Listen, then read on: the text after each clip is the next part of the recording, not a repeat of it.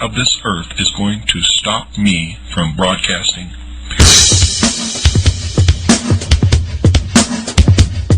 I will begin making tapes, and I will make them in the hundreds and distribute them all over this country. And the people who receive those tapes will make tens and hundreds of copies and distribute them also, and we will have an underground radio. Beyond a doubt, I think the work that introduced Bill Cooper to the world has to be Behold the Pale Horse.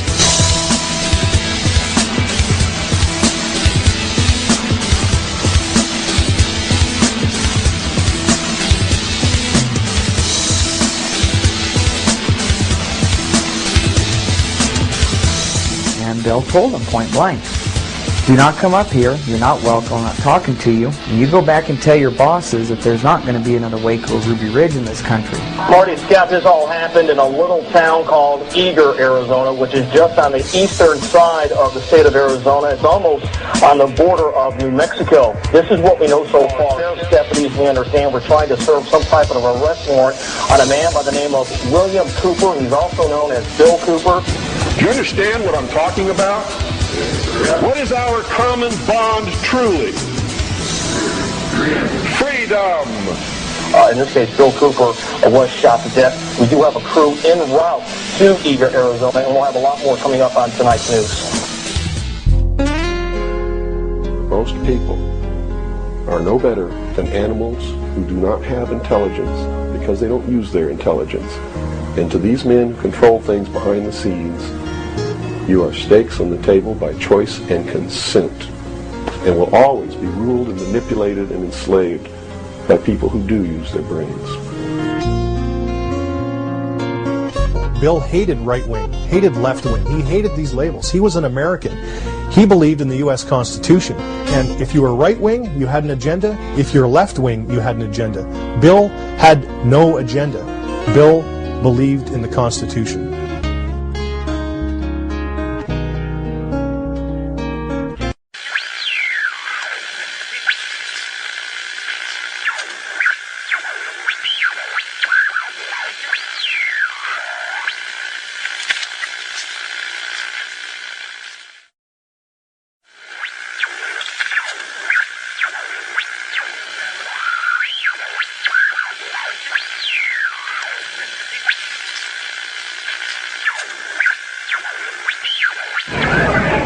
What I'm going to talk to you about today comes from my heart, from my experience in life, from playing this role as messenger, which I take very seriously, from my efforts to wake up the American people, from my family, from all the letters that I get, the people that I talk to, just like I've talked to many of you here today. I've learned some things. And I think these things need to be passed on to you. And I think you need to start examining yourself, your agenda, your mission. Who are you? What are you about? What do you believe about America? Is it true? Are you helping to divide us more? Or are you helping to bring us together? Do you really understand what this country is all about?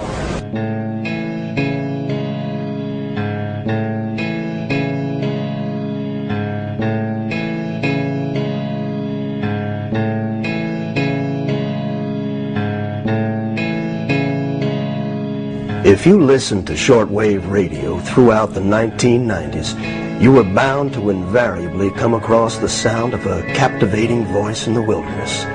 That authoritative and self-assured voice for 5 nights a week would educate us, enlighten us, and most importantly, warn us of things to come. So they disguised their true intent and their true teachings, the esoteric,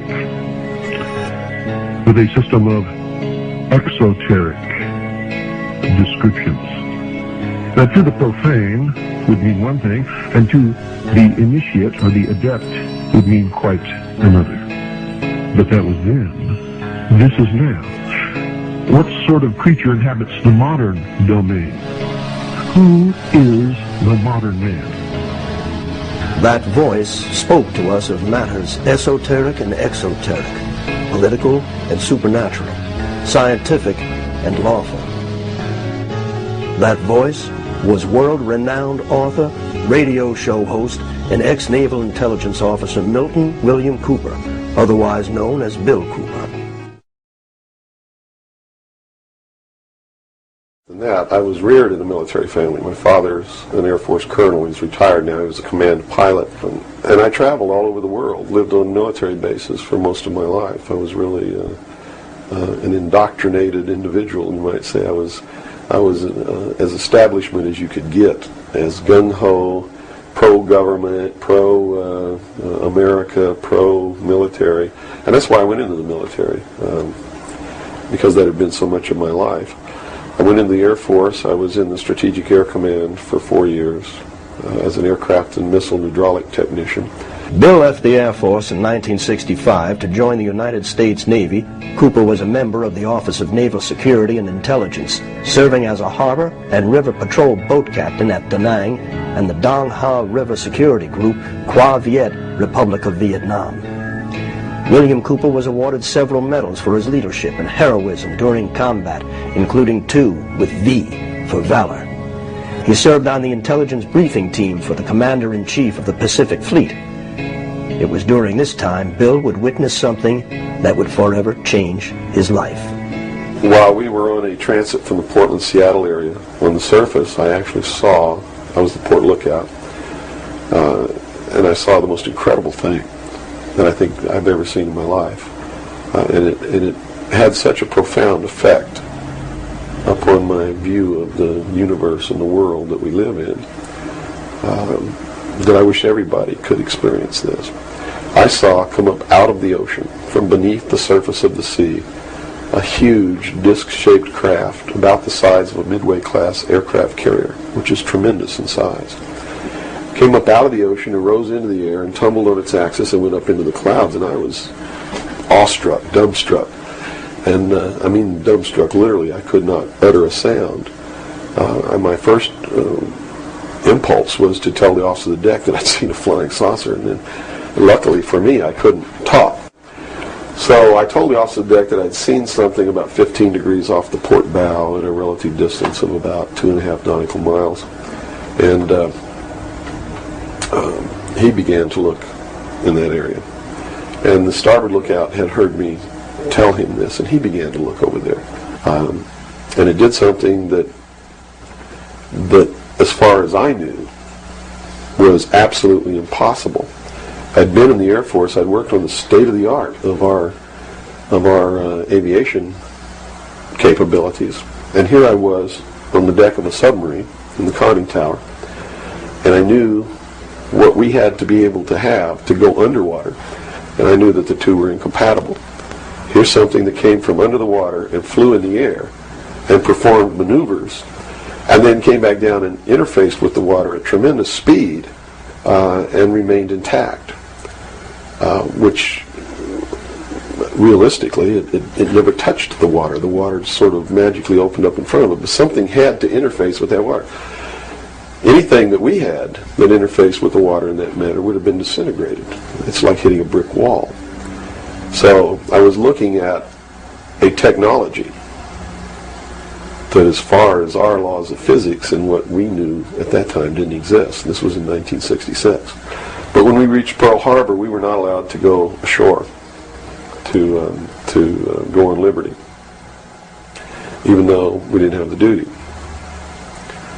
And about 2 hours after we berthed at the submarine base, a commander from the Office of Naval Intelligence came on board and debriefed each one of us individually in the captain's stateroom. And the ultimate outcome of the debriefing was that we didn't see anything, we didn't hear anything, and we had to read rules and regulations that told us that if we ever talked about what it was that we didn't see, that we could be imprisoned, we could be fined $10,000, we could lose all pay and allowances due or ever to become due. And I learned at that moment that the United States Navy didn't want anybody to know about what we saw, and that severe consequences could come down around the neck of anybody who did. This one event had started